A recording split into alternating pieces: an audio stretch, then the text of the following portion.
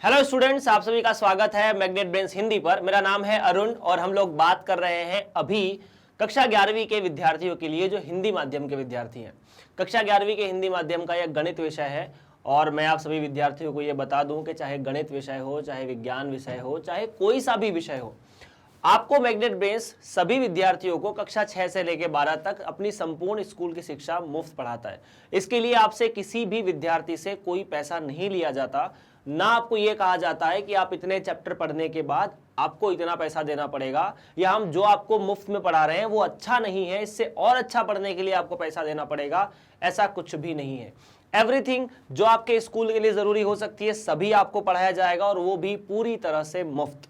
तो चलिए शुरुआत करते हैं आज के अध्याय के, आज के लेक्चर के बारे में। अध्याय 6 चल रहा है रेखिक असमीकाएं। हम उसमें बात करने वाले हैं आज विविध उदाहरणों के बारे में कि विविध उदाहरण क्या होते हैं और किस तरह से हम इन्हें हल करेंगे। बहुत अच्छे आपको सवाल मिलने वाले हैं यहाँ पर। शुरुआत करते हैं पहले उदाहरण आपकी किताब के हिसाब से, उदाहरण नंबर 16 से। हल कीजिए। क्या हल करना है? -8 से -8 छोटा है या बराबर है 5x - 3 से, और 7 से ये पूरी कहानी छोटी है। ऐसी असमीकाओं में जैसे कि आप देख रहे हैं यहां पर दो असमीकाएं हैं, एक ये वाली, दूसरी ये वाली। इस तरह की असमीकाओं को हम द्विक असमीका कह सकते हैं। चलिए, तो इसका मतलब ऐसा है कि एक ऐसा x है जो इसमें रखने पर चीज -8 से तो बड़ी हो, साथ ही साथ 7 से छोटी भी हो। यहां पर हमें दो चीजें एक साथ हल करनी है। दो चीजें एक साथ हल करनी है मतलब देखिए, आप इस असमीका को ऐसे देख सकते हैं कि जो x है वो या 5x - 8, 5x - 3 ऐसा है। साथ ही साथ यहां पर एवं शब्द का प्रयोग करना पड़ेगा। एवं मतलब पहला वाला भी होना चाहिए, दूसरा वाला भी होना चाहिए। या शब्द का प्रयोग आप यहां पर नहीं करेंगे। या शब्द का प्रयोग क्यों नहीं करेंगे? क्योंकि या शब्द के अंदर, या शब्द का मतलब होता है या तो पहले वाला केस हो जाए या दूसरे वाला हो जाए, हमें दोनों चाहिए। हमने इस असमीका को दो भाग में तोड़ दिया। -8 छोटा है या बराबर है 5x - 3 से, एवं 5x - 3 7 से छोटा है। यहां x को हम वास्तविक संख्या ही लेकर हल करेंगे। बस अब इन दोनों को तो हम हल कर सकते हैं ना। इन दोनों को हल किया, 3 को इधर पहुंचाया तो -8 + 3 5x, साथ ही साथ एवं मैंने लिखा 5x 7 + 3। ये ठीक है। 5x जो है वो 7 + 3 से छोटा है। अब -8 + 3 तो हुए -5, और ये 5x एवं क्या? एवं 5x 10 से छोटा। अब देखिए, आप इस असमीका में x को निकालने के लिए 5 से भाग देंगे। -5 से भाग तो देंगे नहीं, 5 से भाग देंगे। तो अगर इसको 5 से भाग देंगे तो आपका चिन्ह कहीं पर भी परिवर्तित नहीं होगा। तो यहां पर 5 से भाग देने पर -1 और x ऐसा। साथ ही साथ एवं यहां पर भी 5 से भाग देना पड़ेगा तो x 2 से छोटा। अब देखिए, आपको ऐसा कहा जा रहा है कि जो x है वो -1 से बड़ा या -1 के बराबर है, साथ ही साथ वो 2 से छोटा भी है। अगर मैं इसको आप लोगों को संख्या रेखा पर निरूपित करने की कोशिश करूं तो संख्या रेखा पर आप ऐसे संख्या देखते हैं, ये 0 है, ये 1 है, ये 2 है और ये -1 है। बाकी जो भी संख्या है वो 2 3 4 5 6 -1 -2 ये सब इधर है। हमें एक ऐसा x चाहिए जो -1 से बड़ा या -1 के बराबर हो। -1 से बड़ा या -1 के बराबर। जब हम -1 के बराबर की बात करते हैं तो हम इस गोले को थोड़ा सा कलर कर देते हैं, है ना।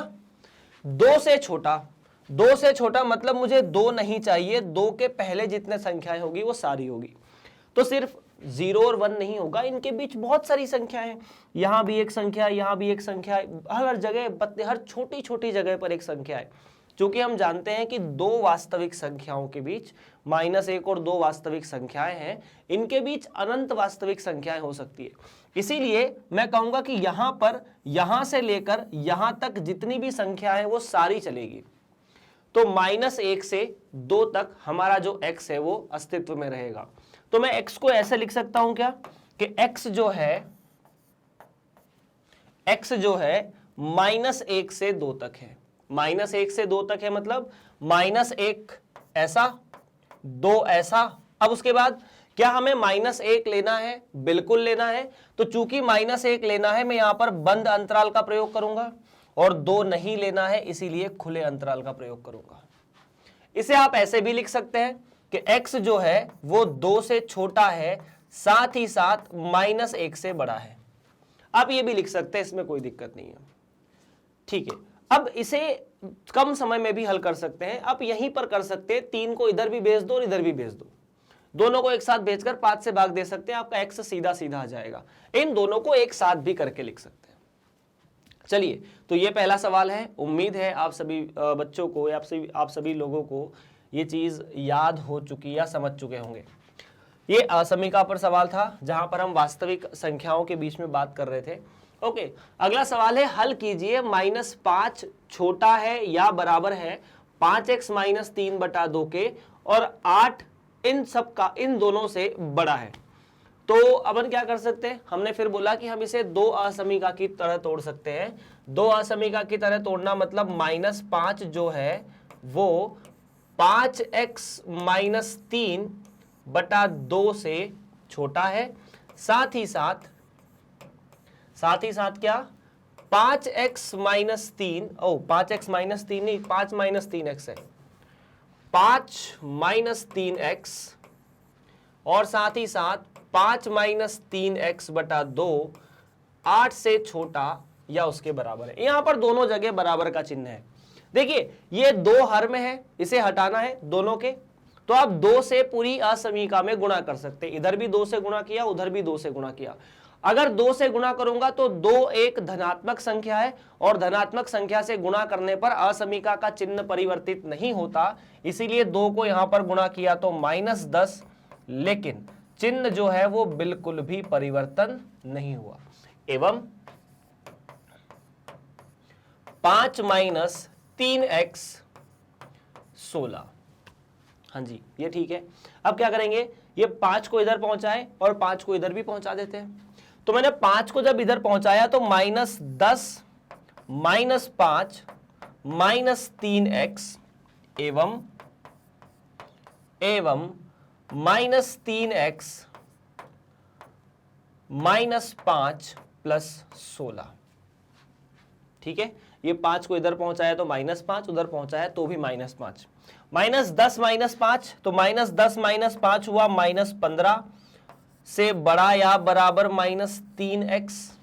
ठीक है, एवं क्या है? -3x 15 से 16 में से 5 गए तो 11 बचे, 11 ऐसा कुछ। हाँ जी, 8 दूनी 16, उधर 5 चले गए तो 11 बचे। करेक्ट है, कोई दिक्कत नहीं है, इतना ठीक है।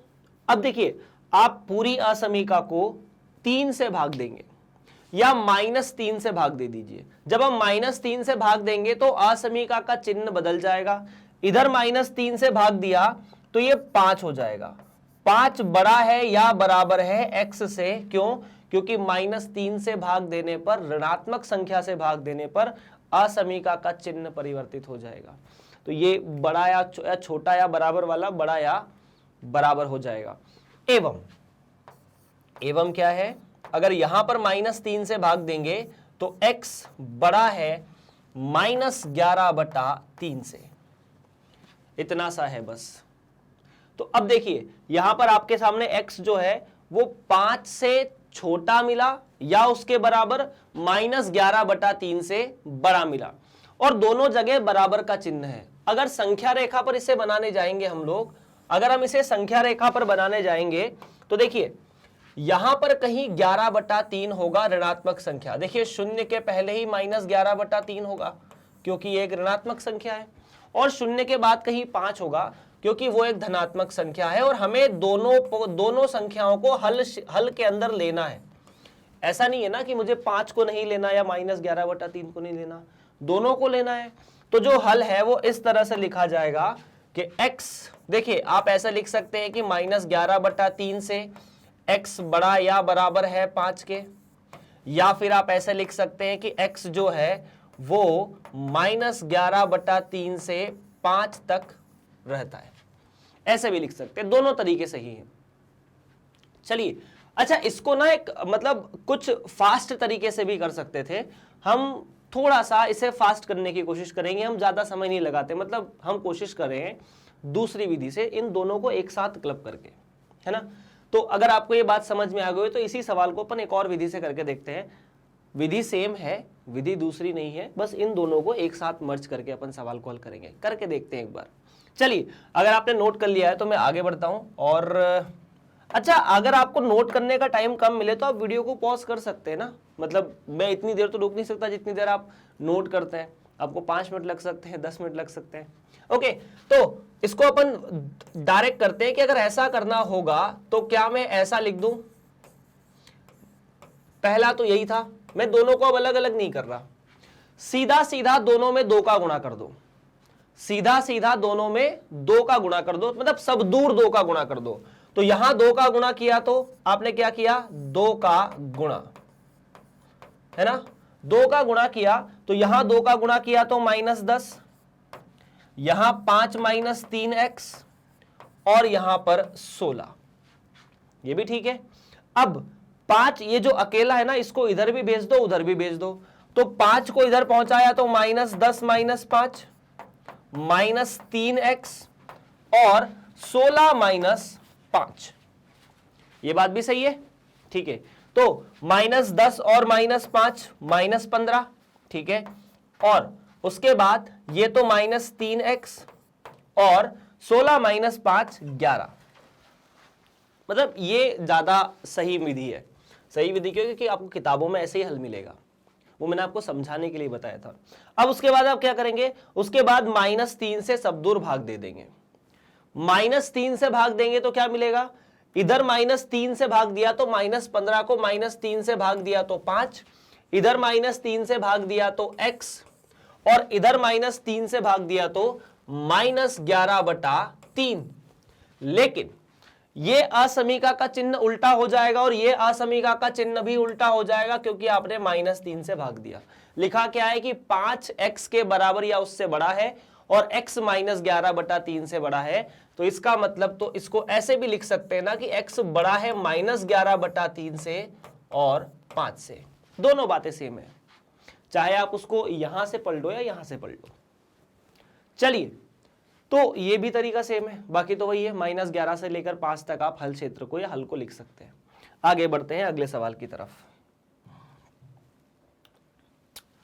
निम्नलिखित असमीका निकाय को हल कीजिए। 2 असमीका निकाय आपको एक साथ दे दिए गए हैं, ठीक है, और इन्हें संख्या रेखा पर आलेखित कीजिए। अब पहली बात तो ये असमीका निकाय कैसे हैं, हमने 2 तरह के असमीका निकाय पढ़े हैं। पहला असमीका निकाय हमें कहता था, क्या कहता था कि एक x है उसे ही हल करना है। दूसरे असमीका निकाय में x और y दोनों हुआ करते थे, तो उस तरह के असमीका निकाय को हम लोग 2 चर वाले रेखिक असमीका निकाय कहते थे। यहां सिर्फ और सिर्फ x है और x इकलौता चर है, इसीलिए इसे एक चर वाला रेखिक असमीका निकाय कहेंगे। तो ये एक चर वाला रेखिक असमीका निकाय है। तो सबसे पहले मैंने समीकरण 1 को हल करने की कोशिश की कि एक समीकरण क्या कह रहा है, एक समीकरण कह रहा है कि 3x - 7 5 + x से छोटा है। छोटा है ना, ठीक है, छोटे वाला चिन्ह है, तो x को उधर लाओ, 7 को उधर पहुंचा दो। तो मैंने कहा 3x - x 5 + 7 से छोटा है, तो 3x - x तो हुए 2x और ये हुए 12, तो कुल मिलाकर x जो है वो 6 से छोटा हुआ। ये तो पहली बात है, x 6 से छोटा है, 2 से भाग दे दिया आपने, चिंता की बात नहीं है। दूसरा बोल रहा है 11 - 5x 1 से छोटा या 1 के बराबर है। तो आप क्या करेंगे, 1 को यहां पहुंचाओ, -5x को उधर पहुंचाओगे तो माइनस प्लस हो जाएगा। तो 11 - 1 5x, 11 - 1 तो 10, तो 10 जो है 5x उससे बड़ा या बराबर है, तो यहां पर लिख सकते हैं कि 2 से बड़ा या बराबर x है। इसका मतलब वही है कि x 2 से बड़ा या उसके बराबर है एवं 6 से छोटा है। तो संख्या रेखा पर निरूपित करने के लिए मैंने कहा 2, 3, 4, 5 और 6। अच्छा, ये ठीक है, बिल्कुल ठीक है। अगर आप इन 2, 3, 4, 5 को नहीं भी लिखोगे तो भी सत्य है। क्यों सर, हमें नंबर कट जाएंगे? तो देखिए, कॉन्सेप्ट ये है कि दो वास्तविक संख्याओं के बीच अनंत वास्तविक संख्या होती है। इन दोनों के बीच कितनी वास्तविक संख्या है? अनंत। तो फिर आप 3, 4, 5 को क्यों लिख रहे हो? आप 3.1, 3.2, 3.3, 3.4 इन सभी को भी लिखिए। करोड़ों वास्तविक संख्याएं हो जाएगी, फिर तो हम कितनी लिख पाएंगे? इसीलिए किसी को लिखने की आवश्यकता नहीं है। 3, 4, 5 हमें आता है इसलिए हम लिख देते हैं। बाकी की बहुत सी संख्याएं हैं जो परिमेय और अपरिमेय, सबको सब लिखने बैठोगे तो पूरी जिंदगी में यही संख्या रेखा खत्म नहीं होगी। खैर, बात आती है कि 2x से बड़ा है ना, या x 2 से बड़ा है या उसके बराबर है, तो बराबर वाली बात पर मैं गोले को थोड़ा सा डार्क कर देता हूं, ऐसा। हाँ जी, x 6 से छोटा है। अगर x 6 से छोटा है तो मैंने x वाले गोले को, 6 वाले गोले को ऐसा रख दिया। अब आपके ऊपर यह रहता है कि आप इसको ऐसे बना दो या फिर आपकी किताब के अनुसार इसको ऐसे बना दो, फर्क नहीं पड़ता, मतलब बात समझ में आ जानी चाहिए और कुछ नहीं है। ऐसे बना दिया जो आपकी किताब में दिया हुआ है। ये हमारा हल है 2 से लेकर 6 तक। 2 पर चीज 2x के अंदर है, मतलब x 2 हो सकता है लेकिन 6 नहीं हो सकता। चलिए, तो ये हम लोगों ने 18वां उदाहरण भी हल कर लिया। अगर कोई दिक्कत है, आप लोगों से एक निवेदन रहता है, अगर कोई दिक्कत है, कोई परेशानी है तो आप कमेंट कर सकते हैं, जो कमेंट सेक्शन है वहाँ पर, कि सर इस कॉन्सेप्ट में मुझे दिक्कत है, इस टॉपिक में मुझे दिक्कत है। या अगर दिक्कत नहीं भी है तो आप बोल सकते हैं कि सर हमें सब कुछ समझ में आ रहा है। चलिए शुरुआत करते हैं और अगले सवाल की तरफ। किसी प्रयोग में नमक के अम्ल के एक विलयन का तापमान 30 डिग्री सेल्सियस और 35 डिग्री सेल्सियस के बीच ही रखना है। फ़ारेनहाइट पैमाने पर तापमान का परिसर ज्ञात कीजिए। यदि सेंटीग्रेड से फ़ारेनहाइट पैमाने पर न्यूनतम पैमाने सेंटीग्रेड से पैमाने पर परिवर्तन सूत्र C बराबर 5/9 F-32 है, जहां C और F क्रमशः तापमान को अंश सेल्सियस तथा अंश फ़ारेनहाइट में निरूपित करते हैं। देखिए, सवाल मोटा मोटा ऐसा है कि यदि C की वैल्यू 30 से 35 है तो फ़ारेनहाइट की वैल्यू कितनी होगी? इतना सा सवाल है बस। सवाल क्या है कि यदि C की वैल्यू 30 से 35 है तो फ़ारेनहाइट की वैल्यू कितनी होगी, आपको ये बताना है। अब मैं आपको फिर से बताता हूं। उन्होंने बोला है कि एक नमक का अम्ल है, कुछ भी हो, उसका तापमान 30 से 35 के बीच सेल्सियस रहना चाहिए, 30 से 35 डिग्री।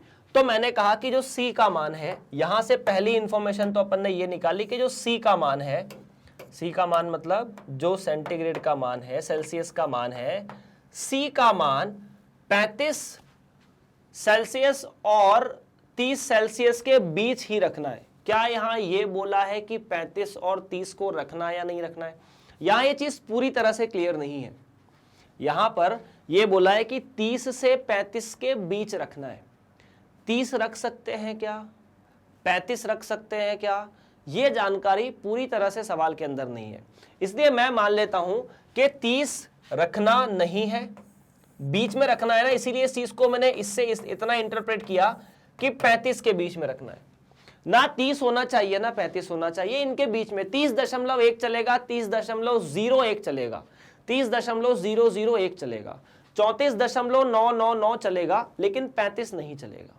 ठीक है, अब आपसे बोला है कि यार उसके बाद ना मुद्दे की बात ऐसी है कि आपको ये वास्तव में C का परिसर है। इसे क्या कह सकते हैं? इसे आप कह सकते हैं ये C का परिसर है।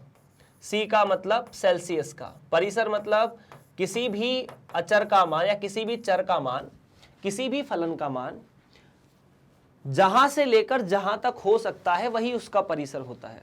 तो यहां पर C का परिसर 30 से 35 है, मतलब C का मान भले कुछ भी आए पर वो 30 और 35 के बीच में रहेगा। अब C के परिसर से हमें f का परिसर ज्ञात करना है। और हमें सूत्र दिया है सवाल के अंदर कि c जो है वो 5/9 f माइनस 32 है। तो एक छोटी सी बात, जिसे निकालना है उसको जो पता है उसके रूप में लिख लीजिए। आपको f निकालना है, हाँ आपको c पता है, तो f को c के रूप में लिखना आपकी पहली प्राथमिकता होनी चाहिए। तो चलिए मैं f को c के रूप में लिखता हूं, तो 9c बराबर 5 गुणा f माइनस 32, या फिर 9c बटा 5 बराबर f माइनस 32, या फिर मैं लिख दूं f बराबर 9/5 c प्लस 32, ऐसा कुछ, ठीक है। तो f और c में रिलेशन आ चुका, मतलब मैंने f को c के रूप में लिख दिया है ना। देख लीजिए 9 को यहां पहुंचाया, 5 को यहां पहुंचाया, 9/5 प्लस 32, ठीक है। हमें यह दिया है, ध्यान से सुनना, आपको दिया है कि c का मान 30 से 35 के मध्य है, आपको इसका मान निकालना है। तो देखिए इससे आप कैसे किस तरह से पता करेंगे चीजों को। c का मान 30 से 35 डिग्री के मध्य है, आपको चाहिए 9c/5, क्योंकि f का मान 9c/5 प्लस 32 है।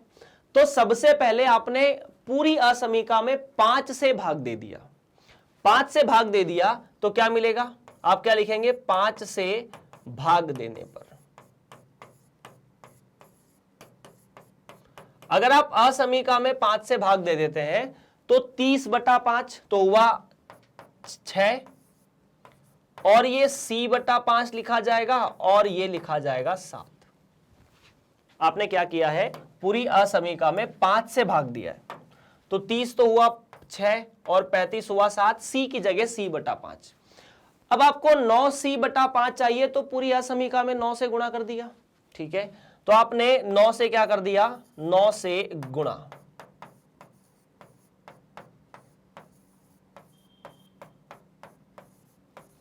अगर 9 से गुणा करोगे तो ये हो गया 54, और ये 9/5 c, और ये 63, यही मिलेगा, 9 छंग 54, 9 से 63। अब 9c/5 आ चुका है, प्लस 32 और करना है, तो प्लस 32 और कर दो, तो प्लस 32 करोगे तो कितना मिलेगा, 54 प्लस 32। क्या कोई धनात्मक या ऋणात्मक संख्या को जोड़ने पर असमीका का चिन्ह परिवर्तित होता है, नहीं होता। चिन्ह तभी परिवर्तित होता है जब ऋणात्मक संख्या का गुणा या भाग किया जाए। तो ये तो हुआ 9/5 c प्लस 32, और 63 को भी अगर मैं 32 से जोड़ दूंगा तो ऐसा मिल जाएगा। अब देखो 54 प्लस 32, तो ये तो मिला 86, ठीक है। 9c/5 प्लस 32 की जगह तो आप f लिख सकते हैं, तो इसकी जगह तो हमने फ़ारेनहाइट लिख दिया, ठीक है। और ये मिलेगा 95, कितना, 95। तो यहां पर फ़ारेनहाइट का जो मान है 86 से 95 रहेगा, और यही आपके इस सवाल का सही जवाब है। फ़ारेनहाइट का जो मान है वो कहां से कहां तक, 86 से 95। सी का परिसर ये है, फ़ारेनहाइट का परिसर, परिसर मतलब कहां से लेकर कहां तक मान होगा। अब इसे चाहो तो अंतराल के रूप में लिख दो कि जो फ़ारेनहाइट है वो इस तरह से लिखा जाएगा, 86 से, क्योंकि अंतराल जो है वो खुला है दोनों जगह, 95। चलिए, तो इस तरह से आपका ये प्रश्न हल हो जाता है। तो मुझे उम्मीद है कि आपको ये बात समझ में आ गई होगी। एक बार फिर से चाहे तो समझ सकते हैं। देखिए, अगर मतलब छोटा सा एक लॉजिक ऐसा देख लो कि अगर c 30 और 35 के बीच में है तो 2c कहां से कहां तक, दोनों को डबल कर दो, सब दो डबल कर दो। वैसे ही 9c/5 हमें चाहिए था फ़ारेनहाइट निकालने के लिए, तो 9c/5 से आप सीधा सीधा 9c/5 से गुणा भी कर सकते थे, ये दोनों स्टेप बच जाती। आप 9 से गुणा करने की जगह 9/5 से गुणा कर देते तो 9/5 सीधा सीधा यहां आ जाता, ये भी सही था। एक एक चीज से गुणा करने की आवश्यकता नहीं है। चलिए, तो उम्मीद है ये सवाल आपको समझ में आया होगा और आप इसे हल करने की कंडीशन में है। अगर ना आए तो कमेंट करते रहना, कोई दिक्कत नहीं है। एक निर्माता के पास अम्ल के 12% विलयन के 600 लीटर है। ज्ञात कीजिए कि 30% अम्ल वाले कितने लीटर उसमें मिलाए जाए ताकि परिणामी मिश्रण में अम्ल की मात्रा 15% से अधिक किंतु 18% से कम हो। यह सवाल थोड़ा तगड़ा है, मतलब यहां समझने में थोड़ा सा समय लगेगा। एक निर्माता के पास अम्ल के 12% विलयन के 600 लीटर है। 12% विलयन मतलब अम्ल में क्या होता है, किसी भी मतलब केमिस्ट्री में आप जानते हो वैसे तो कि कोई भी अम्ल ऐसा नहीं होता कि पूरा ही वही है ना। 12% उसमें एसिड होगा, बाकी कुछ और होगा, पता नहीं, मुझे इतनी केमिस्ट्री नहीं आती। ठीक है, ज्ञात कीजिए कि उसमें 30% वाले कितने लीटर मिलाए जाए। मतलब आपके पास 600 लीटर है 12% वाले, ऐसे समझो 12% वाले कितने लीटर है, 600 लीटर। आप उसमें 30% वाले कितने लीटर मिलाओ, तो मान लेते हैं x लीटर मिलाओ। देखो ये पूरा का पूरा मिक्सचर 15 से 18% के बीच में रहना चाहिए। क्या आप मेरी बात समझ चुके हैं? अगर आप मेरी बात समझ चुके हैं तो एक छोटी सी बात और बताओ। अपने पास एक मिक्सचर था जो 12% था, जिसकी मात्रा 600 लीटर थी। ठीक है, अपन ने एक और मिक्सचर बनाया जो 30% वाला है और जिसकी मात्रा x लीटर है, मान लेते हैं। तो इन दोनों को मिलाने से जो मिक्सचर बनेगा, क्या उसमें आप इतना बता सकते हैं मुझे कि उसमें 600 प्लस x लीटर टोटल तो एसिड हो जाएगा, मैं जो भी विलयन होगा वो हो जाएगा। मतलब यहां पर टोटल जो वॉल्यूम है, जो आयतन है, वो 600 प्लस x हो जाएगा। 600 इसका x उसका दोनों मिला के 600 प्लस x, और ये आपको 15 से 30% के बीच में रखना है। तो अब 1 बाय 1 में कुछ इक्वेशन बना रहा हूं, वो देखना। चलिए फटाफट पहली बात जो आपको यहां नोट करनी है वो देखिए। क्या नोट करना है? पहली बात यह कि इस 60 लीटर का 12% आपको मिलाना है। क्या मिलाना है? या 600 लीटर का 12%, सवाल के हिसाब से तो यही है। ठीक है, प्लस x लीटर का 30%, यही है ना। और ये जो पूरा अम्ल बनना चाहिए, ये जो विलयन बनना चाहिए, ये बड़ा होना चाहिए किससे? 15% से। किसका? 600 प्लस x का, क्योंकि जो नया आयतन बना है उसके 15% से 18% तक रखना है। तो नए आयतन का जो, या नए विलयन का आयतन है वो 600 प्लस x है, इसीलिए 600 प्लस x का 15%। तो क्या पहला एक समीकरण तो यहां से आपको मिल गया? बिल्कुल मिला। दूसरा समीकरण, क्या मैं यहां से एक और बात कह सकता हूं? दूसरी बात यह है कि यही चीज 600 लीटर का 12% प्लस x लीटर का 30%, ये छोटा होना चाहिए किससे? 15 से 18 के मध्य। यहां 18 है ना, 15 से 18 के मध्य। 15 से अधिक हो किंतु 18 से कम हो। तो किसका? 600 प्लस x का, 600 प्लस x का 18%। क्या आप मेरी बात समझ चुके हैं? नहीं तो मैं फिर से बता देता हूं। इसका 12%, इसका 30%, वो तो ठीक है।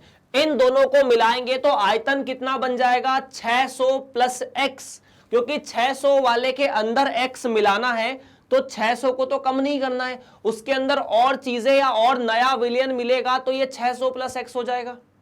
ठीक है, अब ये 600 प्लस एक्स का जो प्रतिशत है वो 15 से 18 के बीच रखना है, तो 600 प्लस एक्स का 15% से ये वाला विलियन ज्यादा होना चाहिए और 18% से कम होना चाहिए। क्या आप ये बात समझ चुके हैं?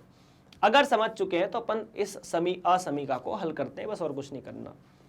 600 लीटर का 12%, 600 लीटर का 12% प्लस एक्स का 30%, तो 600 का 12% कैसे? 600 लीटर का 12% लिखने का मतलब क्या है? 600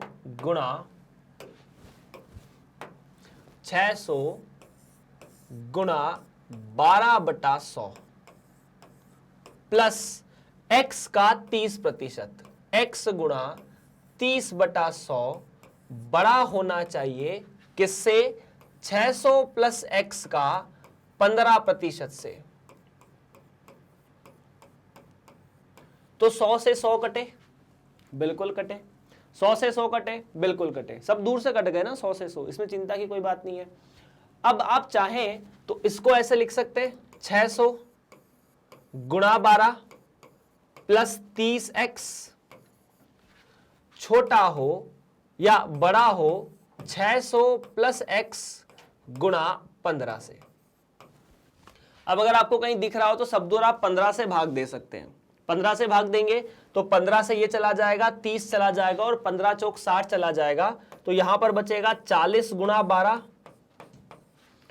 प्लस 2x। 600 प्लस x से बड़ा होना चाहिए। देख लो, 40 गुणा 12 तो 12 चौक 48, 480 प्लस 2x, 600 प्लस x से बड़ा होना चाहिए। x को वहां भेजो, 480 को यहां भेजो, तो आपको मिलेगा 2x माइनस एक्स। 600 माइनस 480 से बड़ा होना चाहिए, मतलब जो x है वो 120 से बड़ा होना चाहिए। तो आप 120 लीटर से ज्यादा तो मिलाएंगे।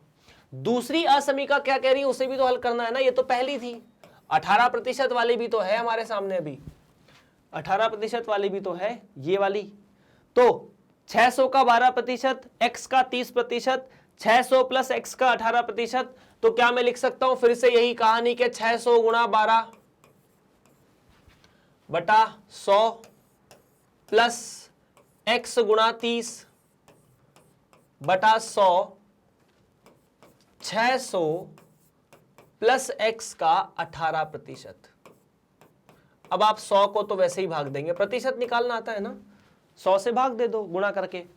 तो 100 से सबका इन सभी को 100 से भाग, मतलब 100 से गुणा कर दोगे, 100 से 100 कट जाएंगे, 12, 30 और 18 बचेंगे। तो यहां पर बचेगा 600 गुणा 12 प्लस ये तो मिला 30x और ये 600 प्लस x गुणा 18। अब आप लोग चाहो तो देखो 12, 30 और 18 तीनों 6 से कट सकते हैं, तो आप पूरी यह समीकरण में 6 से भाग देंगे। तो जब 6 से भाग दिया तो ये बचा 600 गुणा 2 प्लस इधर भाग दिया तो बचा 5x और 600 प्लस x गुणा 3। ठीक है, अब उसके बाद 600 गुणा 2 तो हुआ यार 1200 प्लस 5x, और यहां मैं गलती ये कर रहा हूं कि मैं इसे भी बराबर बड़ा कर रहा हूं, जबकि हमें असमीका में इसको छोटा रखना था। तो ठीक है, कोई बात नहीं, ये छोटा रहेगा, ये छोटा रहेगा और ये छोटा रहेगा। ये हुआ 600 गुणा 3 मतलब 1800 और ये 3x।